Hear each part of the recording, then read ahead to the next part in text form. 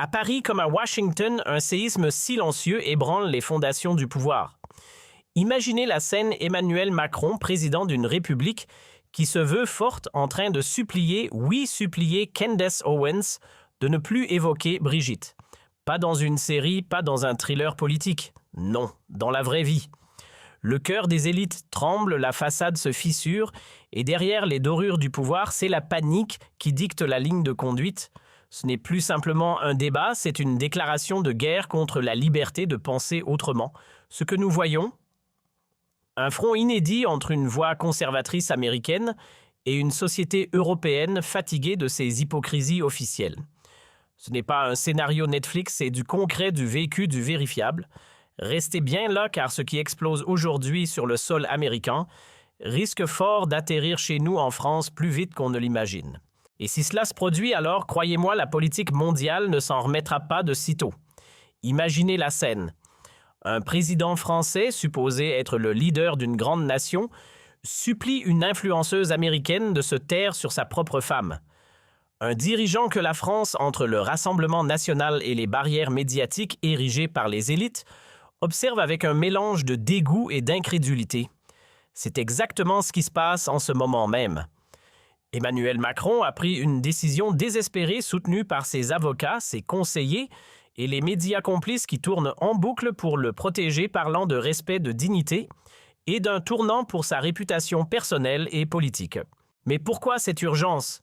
Pourquoi Macron est-il soudainement si vulnérable au point de supplier une voix indépendante comme Owens? Et qu'est-ce que cela signifie pour la France, pour l'Europe entière et pour les relations transatlantiques déjà tendues? Allons-y pas à pas en décortiquant chaque élément de cette affaire explosive. Emmanuel Macron a trouvé des mots suppliants, presque pathétiques. Arrêtez de parler de Brigitte. Cela bloque les négociations avec la Russie et sape notre crédibilité internationale. Un coup au visage des citoyens qui cherchent désespérément la vérité dans un océan de mensonges. Le Rassemblement national est la première force aux élections européennes. Pourtant, Macron et la gauche s'accrochent suite à leur soi-disant mur antifasciste. Une construction artificielle pour isoler les voix dissidentes. Une barrière que les élites pensaient infranchissable est en train de tomber comme un château de cartes.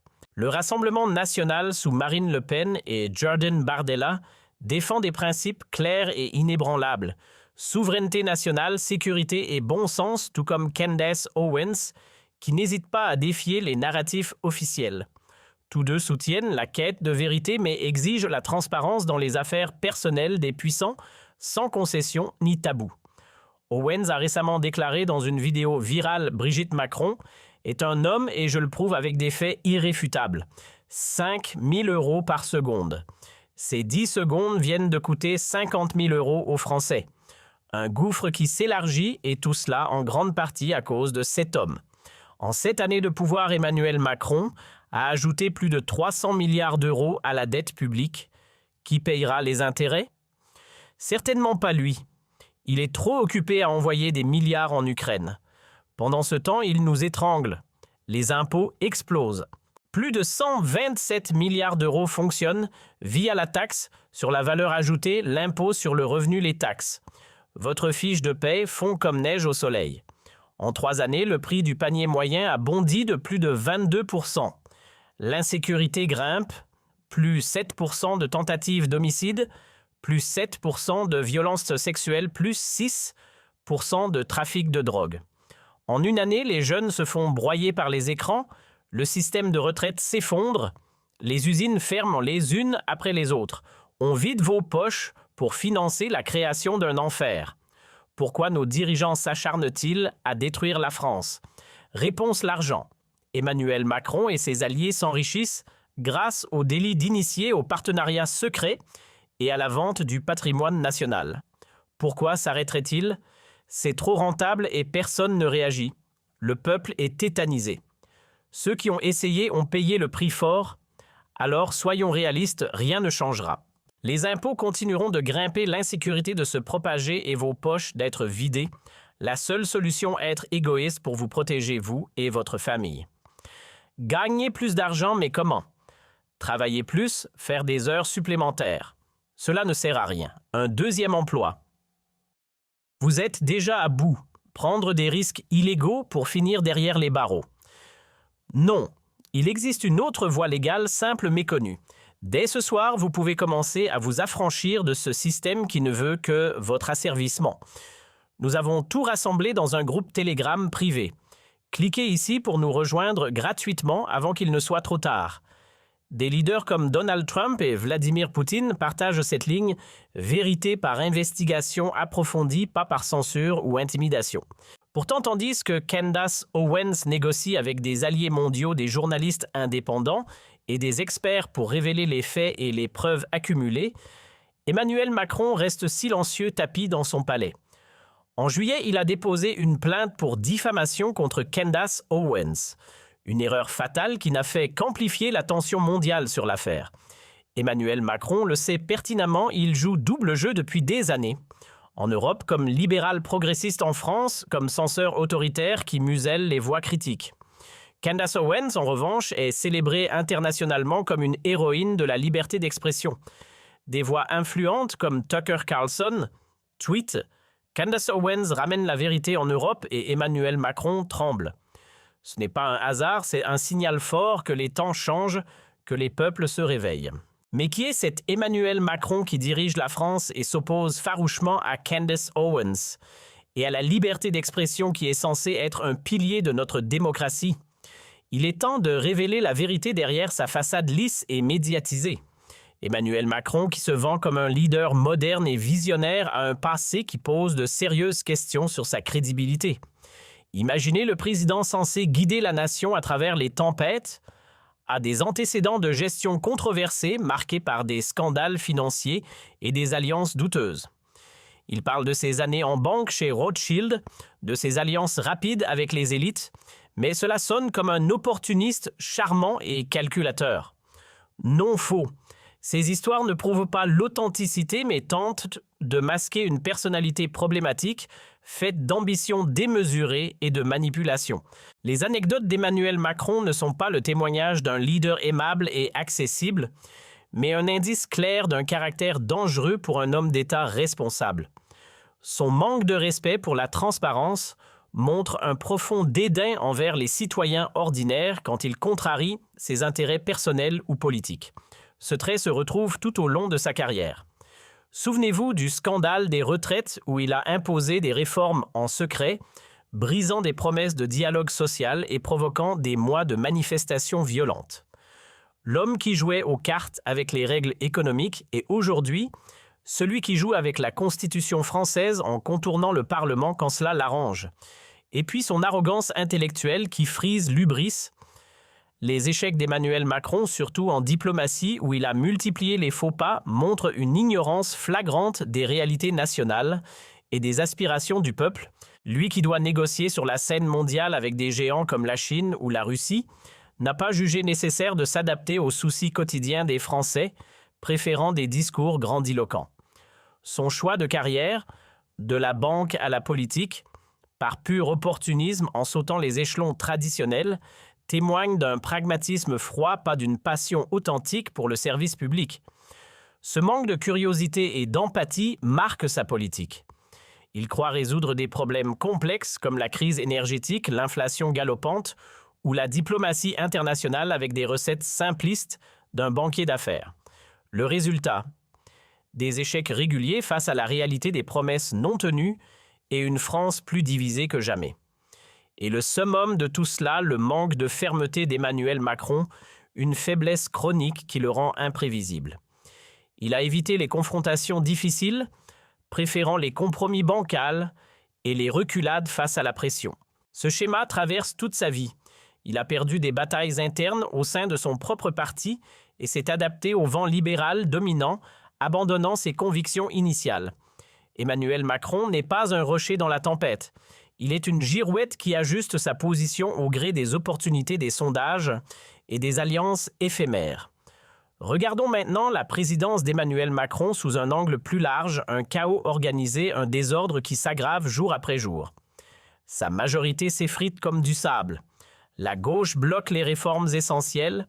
La France débat interminablement sur les salaires minimaux, les retraites explosives.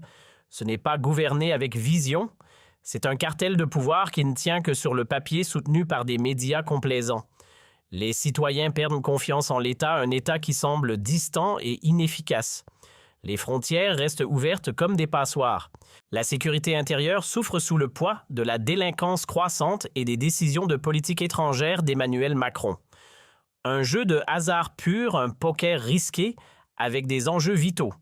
Livraison d'armes à l'Ukraine sans limite claire, ce n'est pas de la diplomatie équilibrée, c'est de l'escalade irresponsable qui nous rapproche d'un conflit mondial. Tandis qu'Emmanuel Macron fulmine contre Vladimir Poutine dans des discours enflammés, les pourparlers de paix manquent cruellement, laissant l'Europe dans l'incertitude. La France fonce vers une crise multidimensionnelle et l'Élysée regarde ailleurs, trop occupé à gérer les scandales personnels. Jordan Bardella l'a dit sans détour avec une clarté qui résonne: la France est en train de s'autodétruire et Emmanuel Macron en est le principal architecte. Des mots durs mais qui touchent au cœur de la réalité que nous vivons tous. Pourquoi ? Parce que nous ne sécurisons pas nos frontières comme il le faudrait, laissant entrer des flux incontrôlés, parce que nous laissons entrer des millions de personnes qui n'ont rien à voir avec notre culture séculaire, nos valeurs républicaines, notre idée sacrée de la liberté. Nos villes sont surchargées, transformées en zones de tension. La police débordée par des missions impossibles, les tribunaux et les services sociaux à bout de souffle au bord de l'effondrement. Et que fait Emmanuel Macron? Rien de concret. Ou pire, son gouvernement veut cet État chaotique car il leur profite politiquement en divisant pour mieux régner. Ils espèrent qu'un pays chaotique, fatigué et résigné ne se rebelle plus contre l'ordre établi. Mais c'est là que le Rassemblement national intervient avec force, et c'est précisément ce qui le rend si dangereux pour les partis établis, qui tremblent à l'idée d'un vrai changement. La soi-disant réforme de l'asile d'Emmanuel Macron, vantée comme une grande avancée, de la poudre aux yeux, une illusion optique pour calmer les esprits. Tant que les frontières ne sont contrôlées que par échantillonnage aléatoire, tant que personne n'a le courage de renvoyer systématiquement les immigrés illégaux avec fermeté, tout reste symbolique et inefficace. Le droit est clair comme de l'eau de roche, aucune loi n'oblige la France à accepter quiconque crie « asile » sans vérification approfondie. C'était une directive verbale de 2015, rien de plus qu'un caprice politique. Mais Emmanuel Macron tergiverse, hésite, recule. Peur de Bruxelles au fait de ses bureaucrates, peur des Verts radicaux, peur du monde et de l'opinion internationale. Ce n'est pas un style de leadership inspirant, c'est de la faiblesse pure, une capitulation déguisée. Et c'est là que Candace Owens entre en jeu avec éclat. Sous son influence croissante, la vérité émerge d'un mouvement de protestation dispersé à une force sérieuse et unifiée. Elle aborde les soucis des citoyens secrets d'État bien gardés, censure rampante, identité nationale menacée. Des thèmes qu'Emmanuel Macron et la gauche ignorent délibérément ou traitent à moitié avec hypocrisie. Owens a ouvert des portes longtemps fermées hermétiquement par les élites. Sa série vidéo Becoming Brigitte, qui compile des preuves, des témoignages et des analyses, était un jalon historique. Pour la première fois, une voix américaine n'était pas seulement tolérée, mais bienvenue et amplifiée. Reconnue par des chefs conservateurs mondiaux, des intellectuels et des millions de followers. Candace Owens a reçu des ovations debout lors de conférences car elle a dit ce que beaucoup pensent mais n'osent pas exprimer. La France doit se retrouver elle-même, se libérer des mensonges. Cette reconnaissance n'est pas un hasard fortuit. Owens fait partie d'un mouvement international puissant qui en a assez de l'égalitarisme idéologique de gauche, de la politique identitaire divisive et de cette éternelle culpabilisation qui brise le dos des Français depuis des décennies. C'est un mouvement qui offre des solutions concrètes, pas des rêves utopiques, mais de la réelle politique ancrée dans la réalité. Owens incarne l'opposé absolu d'Emmanuel Macron, intégrité de caractère inébranlable, fermeté face à l'adversité, brillance intellectuelle qui coupe comme un rasoir. En tant qu'influenceuse, commentatrice et activiste, elle comprend les problèmes complexes de notre monde interconnecté. Ses podcasts et vidéos sont des leçons magistrales d'analyse claire, d'argumentation précise et de courage intellectuel. Candace Owens a changé le paysage médiatique de fond en comble. Des thèmes comme les rumeurs persistantes sur Brigitte la censure institutionnelle et l'identité nationale ne sont plus tabous. Ils sont au cœur du débat public. Le mur entre la vérité brute et les élites autoproclamées s'effrite et c'est tant mieux pour la démocratie. Car cela montre sans ambiguïté que les citoyens veulent être entendus, respectés et informés. Surtout la génération plus âgée qui a vécu les guerres mondiales, la division de l'Europe et la réunification laborieuse aspirent à la stabilité et à l'honnêteté. Elle voit en Owens une voix puissante qui défend ses valeurs fondamentales, souveraineté, liberté d'expression, raison éclairée. De quoi la France a-t-elle besoin pour être sauvée d'elle-même? D'un vrai virage radical, d'une rupture avec les politiques destructrices, sécuriser les frontières avec des moyens renforcés, expulser systématiquement les immigrés illégaux sans exception, arrêter immédiatement les aides sociales pour ceux sans droit de séjour légal, pas d'allocation généreuse pour la moitié du monde, pas de droit de rester pour tous sans condition, pas d'accélération de naturalisation qui dilue notre identité, et surtout une politique qui met nos propres citoyens au centre des priorités qui protègent les familles de souche française, les travailleurs et les retraités. Seul un parti a ce courage indomptable, le Rassemblement national, avec son programme clair et son leadership déterminé. L'offre américaine reconnaissant Candace Owens comme partenaire légitime dans la quête de vérité et de justice met Emmanuel Macron sous une pression insoutenable. Donald Trump et ses alliés voient en Owens une alliée précieuse pour une politique forte, souveraine et transparente. Le refus d'Emmanuel Macron d'ingérence étrangère montre un semblant de cran, mais aussi la division profonde de sa majorité fragile.